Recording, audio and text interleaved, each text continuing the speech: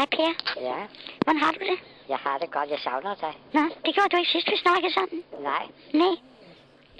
Men det er måske længe siden, du har fået noget på den dumme. Hallo? Altså, ved du hvad, det ved du godt. Ja, vi skal nok helst foretrække at kalde det den grimme. Du ved det godt. Eller kummerrækken. Ja, nu skal vi jo ikke sige det og afsløre det her, men vi kan godt afsløre, at din pik er så lille, så den ikke engang kan hænge. Sig det så til mig. Skal du have mere, din frækkert? Skal vi virkelig lukke op for lorteposen? Så kan du kraftedeme blive revet rundt så meget, så du ikke kan se dit eget røvhul i flere år på grund af ar. Hvad siger du til det, din Jeg kan tvinge dig ud i en polsk spagat, du med motorsav, rivejern, strøm og hele lortet. Og bagefter, du, så kan der få pikspilleromgang i portvinsturen, du, så røvhullet snapper efter skjorten, du.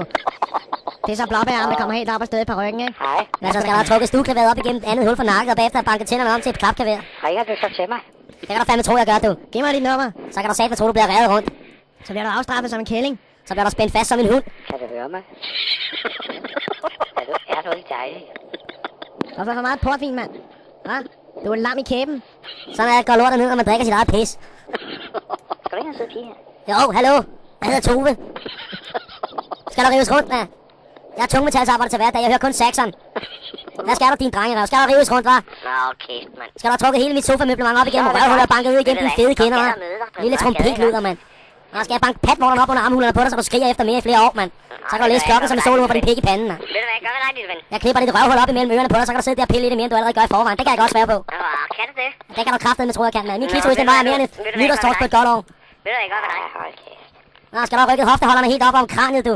Så kan du kraftedeme stå der, mens jeg losser dig af røven med sikkerhedsstøvler på. Idiot. Hvad siger du? Skal der rulles i fat? Idiot. Skal der rulles i formaldehyd og dubbes med mel der, hvor det sviger allermest, mand? Nå, har du lært lidt på et eller andet stand og røvfugl af begge to. Ved du hvad, jeg gør ved dig? Ved du hvad jeg gør ved dig, du?